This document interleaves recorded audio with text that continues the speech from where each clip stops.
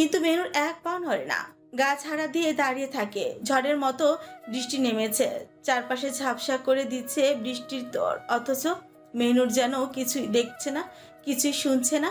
সে আগের মতোই দাঁড়িয়ে আছে। এহসানের সমস্ত অনুরোধ উপেক্ষা করে এহসান এক ধাক্কায় ওর হাত ধরে টেনে নিয়ে বলে, চলো ঘরে, বৃষ্টি এসেছে, পরে জ্বর আসবে।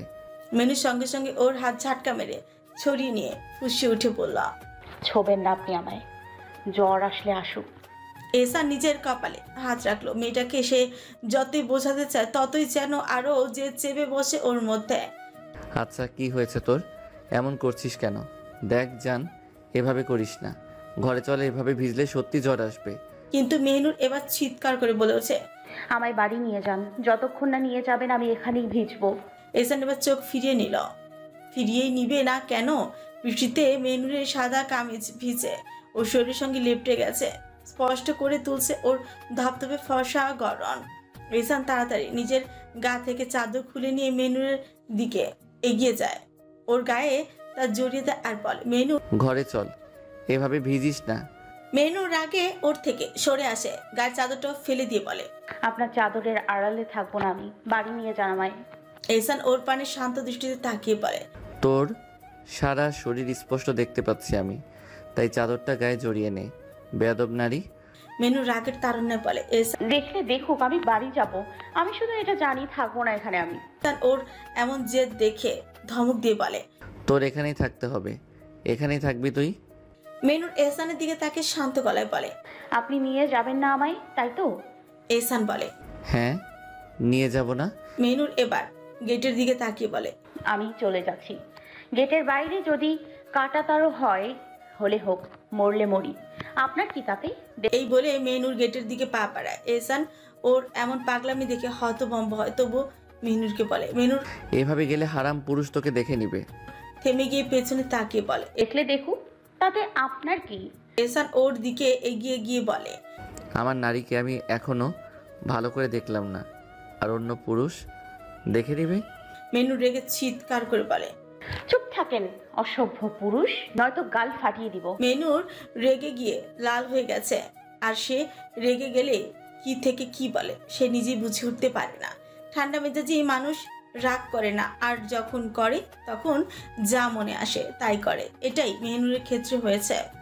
এহসান ফ্রিকুচকে একদম মেহনুরের সামনে চলে আসে আর বলে, বেশি বেয়াদবি করিস না, বেয়াদব নারী। মেহনুর দাঁত চেপে বলে, আমাকে নিয়ে যাবেন না তো? এহসান এবার ধমক দিয়ে বলে, না, যাব না, এখানেই তুই থাকবি। মেহনুর এবার রেগে এহসানের কাছে এসে ওর হাত ধরে নেয়। এহসান তো অবাক হয়ে যায়, কি হয়েছে? জিনটিন ভর করলো নাকি ওর উপর?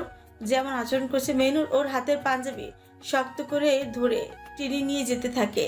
এহসান ইচ্ছে করে ওর সাথে যায়। মেহনুর এহসানকে নিয়ে যেতে যেতে বলে, যান তাহলে, আপনি চলে যান, আর আসবেন না এখানে, সারা জীবনের জন্য চলে যান। মেহনুর এহসানকে গেটের সামনে নিয়ে এসে এক হাত ওর বাহু আঁকড়ে ধরে, অন্য হাতে গেট খুলতে থাকে। এহসান মেহনুর এমন পাগলামি দেখে হু করে হেসে উঠে বলে, গেট খুলবে না, বাইরে থেকে লাগানো। মেহনুর এহসানের দিকে অগ্নিদৃষ্টি তাকায়। এই 3 দিনের রাগ অভিমান যেন ঝলসে উঠেছে ওর চোখে। মেহনুর এহসানের বাহুর পাঞ্জাবিটার অংশ টেনে বলে, আপনি বেরিয়ে যান, এখানে শুধু আমি থাকবো, বেরিয়ে যান বলছি, আর জীবনে ওখানে আসবেন না। যান। কেন এলেন? যান, বেরিয়ে যান। এহসান এখন ঠিকই বুঝতে পারছে মেহনুরের চোখে সেই অভিমান স্পষ্ট। তার বেগম সাহেবা তার উপর ভয়ঙ্কর রেগে আছে। গত 3 দিন সে আসেনি, তাই হয়তো এমন করছে।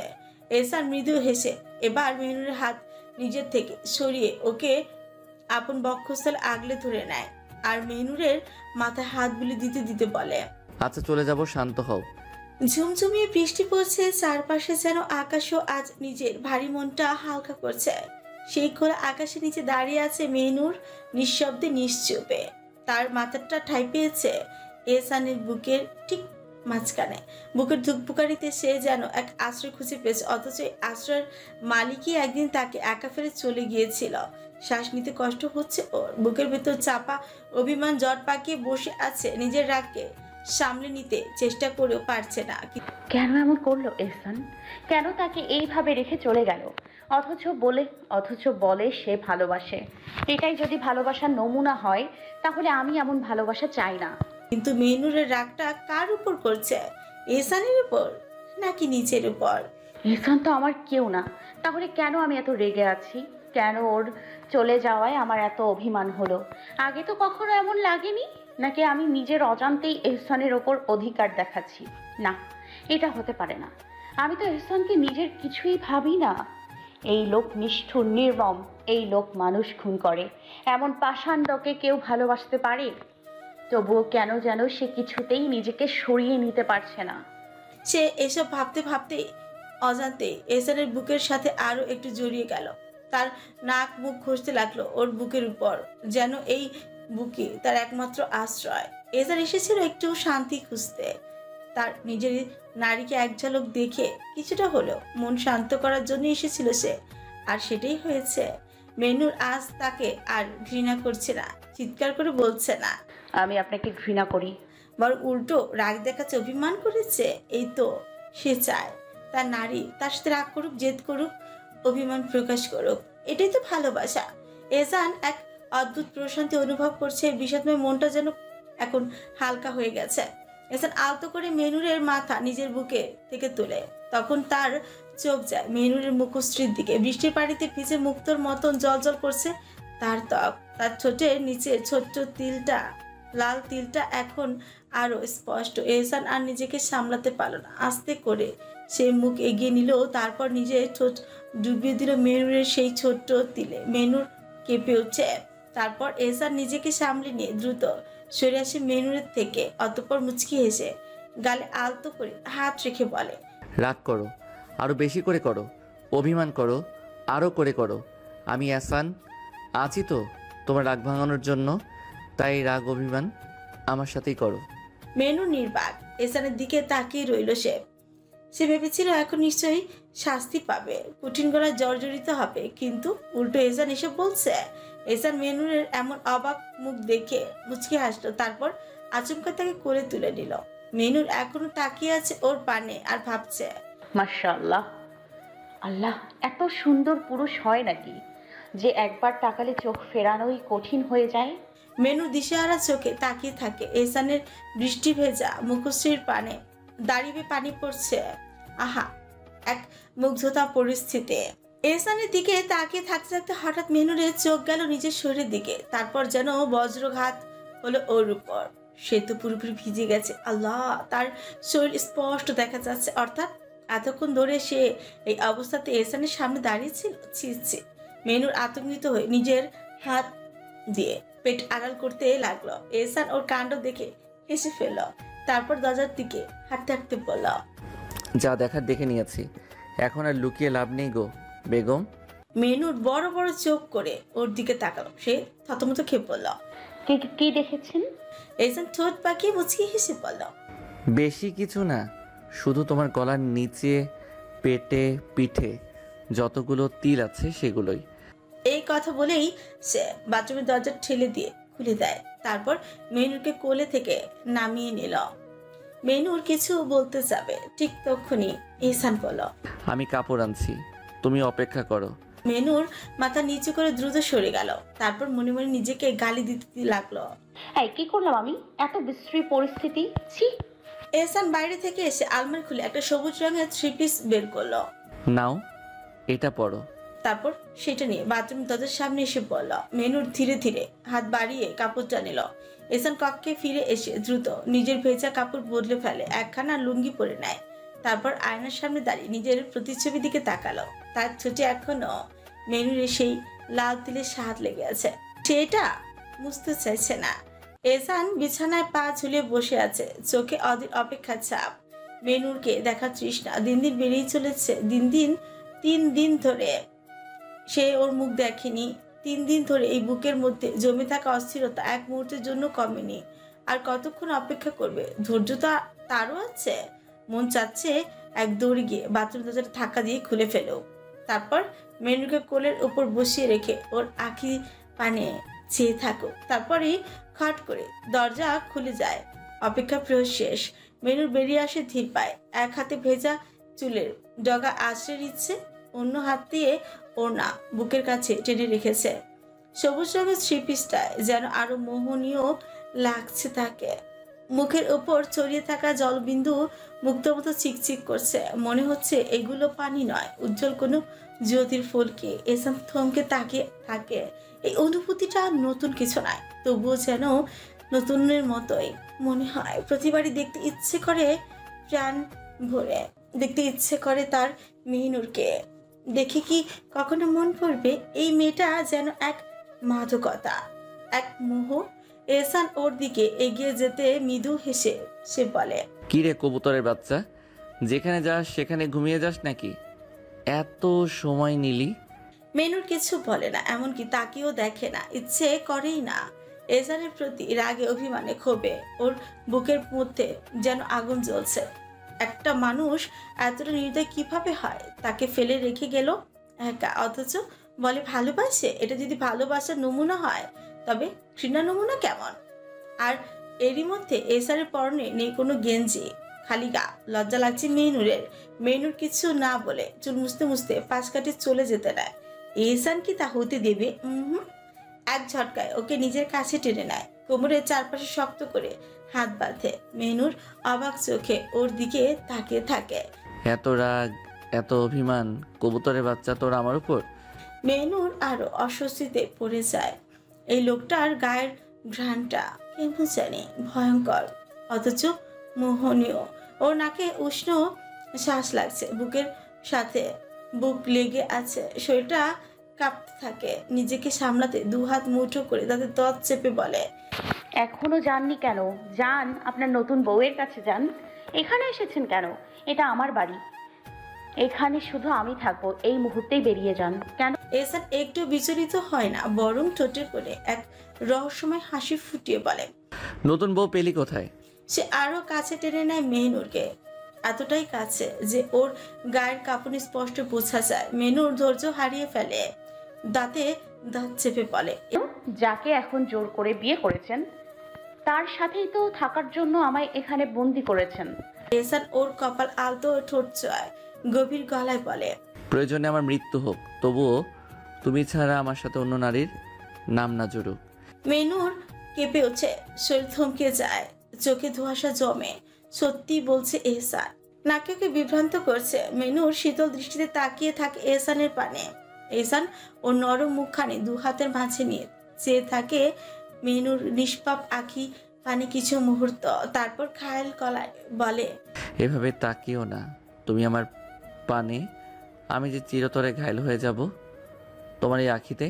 মেনুর স্থির দৃষ্টিতে তাকিয়ে বলে, ভালোবাসেন আমায়? এহসানের চোখে নেশা খেলে যায়, গভীরভাবে চেয়ে থাকে, ধীরে কঞ্চে বলে, হ্যাঁ বাসি, ভীষণ ভালোবাসি। মেনু দীর্ঘশ্বাস নেয়, একটুখানি থেমে বলে, তাহলে বাড়ি নিয়ে যান আমায়। এহসান হেসে ওর কানের কাছে ফিসফিস করে বলে। তুমি এখানেই থাকবে, এটাই আমার সিদ্ধান্ত। মেনুর রাগে ফেটে পড়ে, এহসানের কোমর থেকে হাত সরিয়ে দিতে দিতে বলে, ছাড়ুন আমায়, ঘৃণা করি আপনাকে। আপনি আমায় শান্তিতে থাকতে দিচ্ছেন না, মরতেও দিচ্ছেন না। এহসান একদমই পাত্তা দেয় না, বরং আরো শক্ত করে আঁকড়ে ধরে তাকে। ছাড়ার জন্য যদি ধরতাম তাহলে কি এভাবে আঁকড়ে নিতাম? আর শান্তির কথা বলছো? দুনিয়ায় যদি শান্তি পেতে চাও তবে আমার বুকেই পাবে, আর কোথাও না। মেনুর কাঁদো কাঁদো গলায় পড়ে, ছাড়ুন আমায়। আপনি আমায় বাড়ি নিয়ে যাবেন না? তাহলে কেন জড়িয়ে ধরছেন? এহসান মুচকি এসে বলে, আর যদি একবার ছাড়ুন বলিস তো এমন ধরা ধরবো যে থাক, তার বললাম না। মেনুর হাল ছেড়ে দেয়, চুপসে যায়। কিছুক্ষণ পর এহসান ওকে আলতো করে ছেড়ে দিয়ে ওর গালে হাত রেখে বলে, যা খাবার তৈরি কর, সারাদিনের মধ্যে ভাত খাইনি। মেনুর বুকটা মুচুর দিয়ে উঠে। সারাদিন ভাত খায়নি কেন জানে, খুব খারাপ লাগতে থাকে। এই কথা শুনে আর কিছু না বলে চুপচাপ নিজেকে ছাড়িয়ে রান্নাঘরের দিকে পা বাড়ায়। মেনুরের পেছনে পেছনে এহসানও রান্নাঘরে প্রবেশ করে। মেনু রান্নাঘরে থাকা ফ্রিজ থেকে একটা মাছ আর গরুর মাংস বের করে বেসিনে ভিজিয়ে রাখে। এখানে এসব সবই রাখাই ছিল। পেছনে ঘুরে এহসানকে দেখে ফ্রিকুচকে বলে, আপনি এখানে কি করছেন?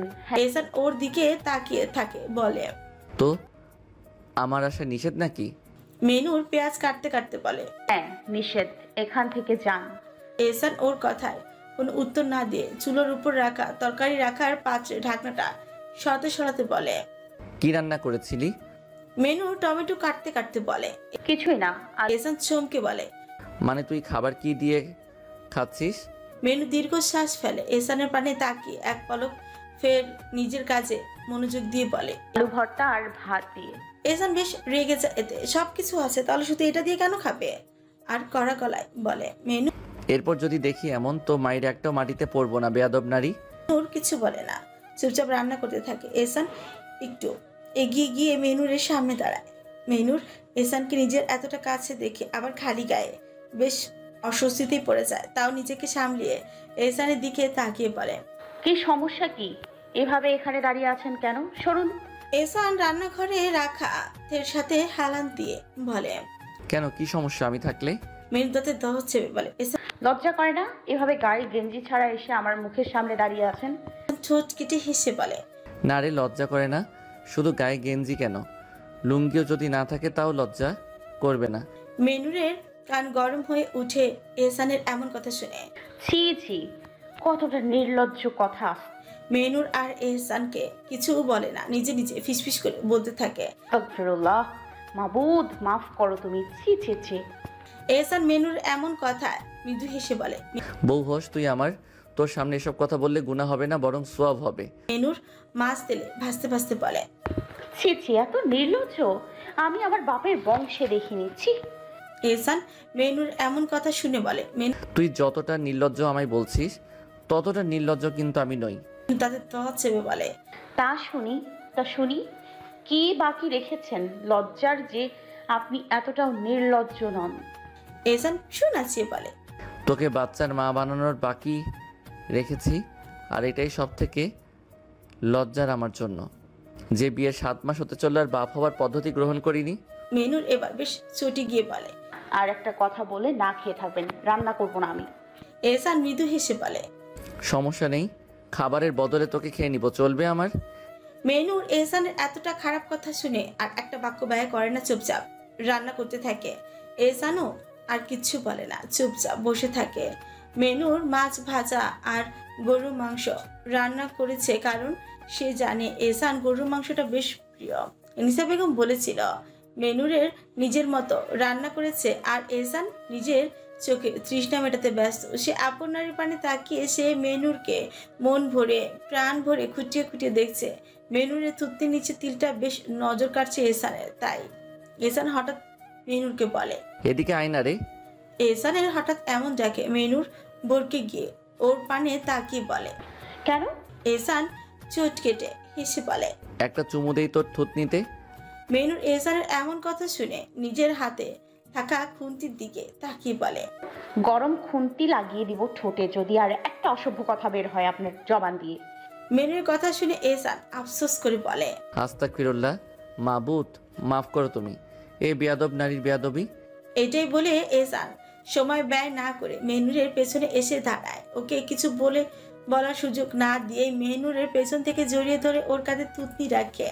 মেনুর কেঁপে ওঠে। এহসানের এতটা কাছে আসে দম বন্ধ লাগছে, বুক ধুকপুক করছে, হৃৎপিণ্ড লাফিয়ে বেরিয়ে আসছে। এতটা ভয়ঙ্কর অনুভূতি অনুভব হচ্ছে। মেনুর অনেক সময় নিয়ে নিজেকে সামলিয়ে কাপা গলায় বলে। দেখুন, এটা ফাজলামির সময় নয়, ছাড়ুন, আমি রান্না করছি। এহসান মেনুরের গায়ে নিজের নাক ঘষতে ঘষতে বলে। এটা ফাইজলামি নয় গো বেগম, এটাই ভালোবাসা। মেনুর রাগে ফুঁসে উঠে বলে। ছাড়ুন বলছি, অসভ্যতামির একটা সীমা থাকে। কিন্তু এহসান কিতা শুনে চোখ ডুবিয়ে দেয় মেনুরের ঘাড়ে। এহসানকে খাবার খাইয়ে দিচ্ছে মেহনুর, আর এহসান ফোন ঘাটছে। এহসানকে এইদিকে খাওয়াচ্ছে, অন্যদিকে গালাগালও করছে। এহসান মেনুরকে বলে। মনে মনে গালাগালি না করে সামনাসামনি করো, তোর গালাগালি শুনতে আমার ভালোই লাগে। মেনুর ওর মুখে খাবার পুড়ে দিয়ে বলে। নাটক না করে খেয়ে নিন, রাত কম হচ্ছে না। এহসান মেনুরের দিকে তাকিয়ে বলে। কেন, রাতে তোর আবার কোনো পরিকল্পনা আছে নাকি? মেনুর অবাক হয়ে বলে। এহসান কিসের পরিকল্পনা? ছোট কেটে হেসে বলে। বাচ্চা নেওয়ার। মেনুর রেগে গিয়ে জোরে শ্বাস নিয়ে দাঁত চেপে এহসানের মুখে খাবার তুলে দেয়। এখন একটা কথা বললে এহসান ওকে 10টা শোনাবে। এহসানকে খাবার খাইয়ে নিজেও এহসানের কিছু খাবার মুখে তুলে নেয় মেহনুর। অতঃপর রান্না করে গুছিয়ে গাছিয়ে বেরিয়ে আসে রান্নাঘর থেকে। কক্ষে এসে দেখে এহসান বাথরুম থেকে অজু করে বেরিয়ে আসছে, তাই নিজেও অজু করার উদ্দেশ্যে বাথরুমে প্রবেশ করে। অজু করে এসে বিছানায় দিকে এগিয়ে আসে, দেখে এহসান বিছানায় শুয়ে আছে শটান হয়ে, কিন্তু জামা নেই গায়ে, খালি গায়ে বিছানায়। মেনুর এটা দেখে কিছু না বলে দীর্ঘশ্বাস ফেলে, বিছানায় উঠে এহসানের দিকে এগিয়ে আসে, অতঃপর নিজের ওড়না পাশে রেখে দেয়। এহসানের বুকের বাঁ পাশে মাথা রাখে, বিড়ালের মতো ঘাপটি মেরে শুয়ে থাকে। এই 2টা রাত শান্তিতে ঘুমাতে পারেনি এই বুক আর এই পাপিষ্ঠ পুরুষ ছিল না বলে। এহসান জাপড়ে ধরে আপন বক্ষস্থলে আপন নারীকে। রাত 2টো। ঘুমন্ত মেহনুরের কানে এক মধুর তেলাওয়াতের সুর বাজতে থাকে। ধীরে ধীরে চোখ খুলে চায় সে, আশেপাশে তাকিয়ে দেখে বিছানায় সে একা, বুকের মধ্যে এক অজানা সংখ্যা উঠে। এহসান কি আবার চলে গেছে তাকে একা রেখে? কিন্তু না, সে ফুল ভাবছে। চোখ যখন টেবিলের দিকে যায় তখন স্পষ্ট দেখতে পায় এহসান চাঁদের জানলা হালকা খুলে টেবিলের উপর কোরআন রেখে চেয়ারে বসে কোরআন তেলাওয়াত করছে। মেনুর স্পষ্ট শুনতে পায় এহসান তেলাওয়াত করছে তার প্রিয় আয়াত। নিশ্চয়ই মুসলিম পুরুষ এবং মুসলিম মহিলা, বিশ্বাসী পুরুষ এবং বিশ্বাসী মহিলা, আনুগত্যশীল পুরুষ এবং আনুগত্যশীল মহিলা, সৎকর্মপরায়ণ পুরুষ এবং সৎকর্মপরায়ণ মহিলা, ধৈর্যশীল পুরুষ এবং ধৈর্যশীল মহিলা, আল্লাহকে স্মরণকারী পুরুষ এবং আল্লাহকে স্মরণকারী মহিলা, তাদের জন্য আল্লাহ প্রস্তুত রেখেছেন ক্ষমা ও মহা পুরস্কার। সূরা আজহাবের সেই দানশীল আয়াত। মেনুর এইরকম সুন্দর তেলাওয়াত আর কিভাবে না শুনবে? তবু ঘুম ঘুম ভাব নিয়ে এসে উঠে ধীরে ধীরে এগিয়ে যায় এহসানের দিকে। তার পাশে বসে টেবিলের উপর 2 হাত দিয়ে ভর করে, এক দৃষ্টিতে তাকিয়ে থাকে এহসানের দিকে ঘুম ঘুম চোখে। এহসান মাঝ আয়াতে কিছু বলছে না, তবে তেলাওয়াত থামায়নি। মেনুর মুগ্ধ হয়ে মুচকি হেসে চোখ বুজে তার পাপিষ্ঠ পুরুষের তেলাওয়াত শুনতেই থাকে। এহসান তেলাওয়াত থামিয়ে কোরআন এক হাত দিয়ে আলতো করে বন্ধ করে মেনুরের মুখের দিকে তাকায়। তার দৃষ্টি যেন মেনুরের অন্তরে পৌঁছেই যায়, তাকে ঠান্ডা করে দেয়। হাসি মুখে চোখ বুজে বাচ্চাদের মতো শান্তিতে বসে রয়েছে তার নারী তার সামনে। এহসান তার সেই হাসিতে মুগ্ধ হয়ে যায়। তার বোকা ফুল কত সুন্দরভাবে বসে আছে। মেনুর তেলাওয়াত শুনতে না পেয়ে চোখ খুলে এহসানের দিকে তাকিয়ে বলে, কি হলো, তেলাওয়াত বন্ধ করলেন আর শোনাবেন না? এহসানও কিছু বলার জন্য মুখ খুলতে যাবে, তখনই মেনুর বলে, জানেন এহসান চাচা, আপনার সব কিছু আমি ঘৃণা করি, শুধু একটা জিনিস ভালোবাসি, আর সেটা হলো আপনার গলার সুর। জানেন, আপনি যখন আজান দেন সেটা বারবার শুনতে ইচ্ছে হয়। আপনি যখন তেলাওয়াত করেন সারা দিন শুনতে ইচ্ছে হয়। আপনি যখন নাশিদ পড়েন তখন সেটাও শুনতে ভালো লাগে। মেনুরের এই কথা বলে টেবিলে মাথা রাখে। এহসান মুচকি হেসে উঠে, অতঃপর উঠে গিয়ে মেনুরকে আলতো করে কুলি তুলে নেয়, বিছানায় এনে শুয়ে দেয়। মেনুর তাকিয়ে থাকে, তার চোখে একরকম ক্ষুমুলতা, এক অদ্ভুত শান্তি। এখন ঘুমাবো না, তেলাওয়াত শুনবো আপনার। মেনুর কাপা কাপা স্বরে বলে। এহসান তাকে স্নেহ করে দেখে বলে, শুনবি। এহসান তখন টেবিলের সামনে যায়, কোরআনটি হাতে তুলে নেয়, বিছানায় এসে মেনুরকে মাথার পাশে বসে বলে, আয় আমার কোলে মাথা রাখ। মেনুর আলগোছে তার কোলে মাথা রাখে, এক মুহূর্তে শান্তির মধ্যে ডুবে যায়। এহসান তার ডান হাতে প্রিয় কোরআন ধরে তেলাওয়াত শুরু করে, অন্য হাতে প্রিয় নারীর চুলে বিলি কাটতে থাকে। মনে হচ্ছে এক মায়াময় সুরে পবিত্রতার মাঝে বেঁধে যায় তাদের সম্পর্ক। মেনু সেই তেলাওয়াত শুনতে শুনতে একসময় আবারও ঘুমিয়ে পড়ে, কিন্তু এহসান এখনো কোরআন পড়ে যাচ্ছে। রাতটি এক অন্যরকম শান্তি নিয়ে শেষ হবে। আজ রাতেই তাকে খতম দিতে হবে। মেনুর স্তব্ধ হয়ে দাঁড়িয়ে আছে হাসপাতালে, কারো একজনের লাশের সামনে। মেনুর কথা বলছে না, শুধু এক পানে তাকিয়ে আছে লাশের মুখশ্রীর দিকে। আহা, কি স্নিগ্ধ তাহার মুখখানা, মমতায় ছেয়ে যাওয়া সেই সুন্দর চেহারা। মেনুর আজ কাঁদছে না, কাঁদবে কিভাবে? কাঁদার জন্য যে এক কষ্টের অনুভূতি অনুভব করতে হয়, বর্তমান পরিস্থিতিতে এসে সেই অনুভূতিটাই অনুভব করতে পারছে না। কেমন যেন লাগছে, একদম পাথরের মতো লাগছে নিজেকে। এত ঝড় ঝাপটা সামলাতে সামলাতে ক্লান্ত হয়ে গেছে মেনুরের ছোট্ট অন্তরাত্মা, আর যে সইতে পারে না।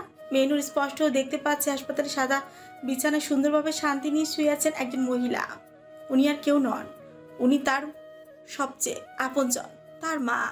যে মা তাকে জন্ম দিয়েছেন, যার শরীরের অংশ সে, অথচ আজ সেই মাই মৃত পড়ে আছে। মেনুর মন ভরে দেখছে তার মাকে। ছোটবেলায় সে শুনেছে মা করা মেয়েরা ভাগ্যবতী, তাহলে তার ভাগ্য তাকে এমন নির্মম পরিস্থিতি ফেললো কেন? জীবনে কখনো জন্মদাত্রী জননীর মুখ দেখেনি, শুনিনি তার কথা। আর এখন যখন দেখার, জানার, বোঝার সুযোগ হলো, তখনই সেই মা নেই। আচ্ছা, কি এমন হতো যদি সে একবার হলেও মাকে জীবিত অবস্থায় দেখতে পেত? কিন্তু না, তার রব নিশ্চয়ই চাননি, তাই সে দেখার সুযোগ পায়নি। মেনু নিজের মায়ের মৃতদেহের পানে তাকে এক নাগারে এসব ভাবতে থাকে। মাঝখানে কেটে গেছে বেশ কয়েকদিন। এই দিনগুলো সে এহসানের বুকে বন্দিনী হয়ে কাটিয়েছে। তিক্ত হয়ে গেছে তার অন্তরটা। এহসানের প্রতি ঘৃণা, অভিযোগ, অভিমান সব যেন দলা পাখি উঠেছে। সে আর বলেনি এহসানকে বাড়ি নিয়ে যাওয়ার কথা, কারণ সে ভালো করেই জানে এহসান যা বলে তাই করে। তাই কাঠের পুতুলের মতো বন্দী হয়ে থেকেছে সে। কিন্তু আজ সকালে এহসান তাকে নিয়ে হাসপাতালে আসে, আর এসে এই দৃশ্য দেখতে পায়। বুকটা আজ কাঁপছে না, কারণ আজ বুকের ভেতর কোনো অনুভূতি নেই, সব নিঃশেষ। আজ আর হাত পা কাঁপছে না, কারণ আজ কলিজা পর্যন্ত অবশ হয়ে গেছে। তার সামনে বসে তার বড় ভাইজান অঝরে কাঁদছে, আর মৃত মায়ের লাশে চুমু খাচ্ছে। ইস, তার ভাইজান কত ভাগ্যবান, কারণ সে তার মাকে জীবিত থাকতে দেখেছে, চিনেছে, অনুভব করেছে। মেহনুর মেয়েরাজের পাগলামি দেখে বুঝে গেছে মেয়েরাজ তার মাকে ভালোভাবেই জানে। কিন্তু হায় আফসোস, সে নিজে না পারলো জানতে, না পারলো দেখতে। এহসান হালকা ধাক্কা দিয়ে বলে, কি হলো? এমন করছো কেন মেহনুর?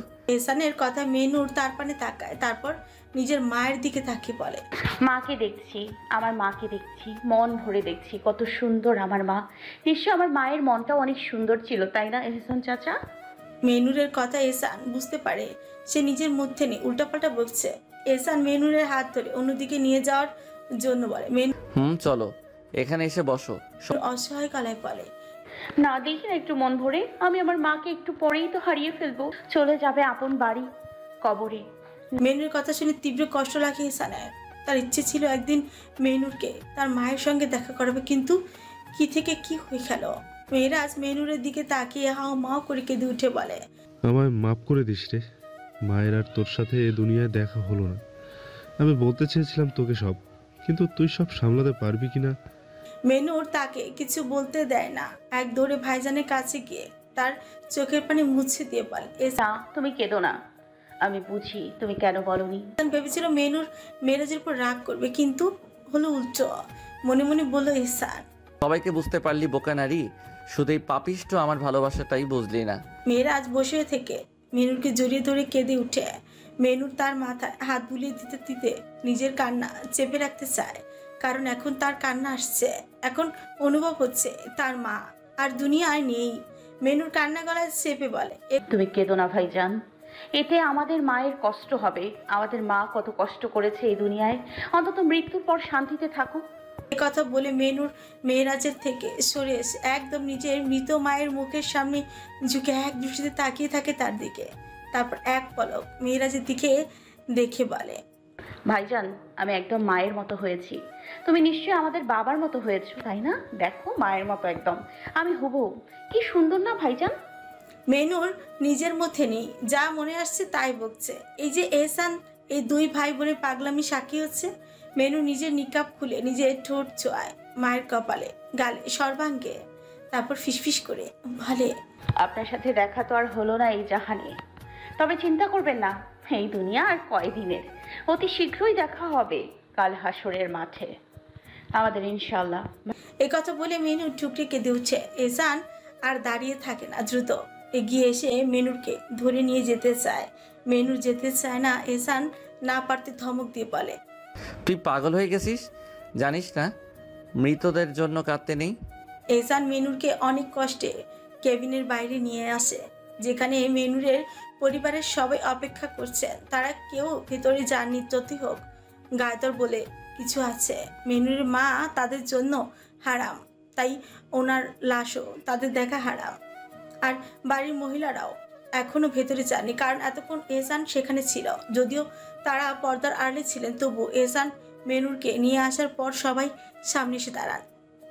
মেহনুর বাইরে আসতে মেহরুব এক প্রকার দৌড়ে এসে তাকে নিজের কাছে টেনে নেয়, শক্ত করে আগলে ধরে ফিসফিসিয়ে বলে, তুই একদম কাঁদবি না, কষ্ট পাবি না, আমরা আছি তো, আমরা আছি না। মেহনুর মেহরুবকে শক্ত করে জড়িয়ে ধরে চিৎকার করে কাঁদতে কাঁদতে বলে, ভাইজান আমি আর নিতে পারছি না, আমি মরে যাব, আমার দম বন্ধ হয়ে আসছে। ঠিক তখনই পাশ থেকে ওর বাবা বলে হচ্ছেন, আম্মা তুমি কেঁদো না, তোমার কান্না মানায় না।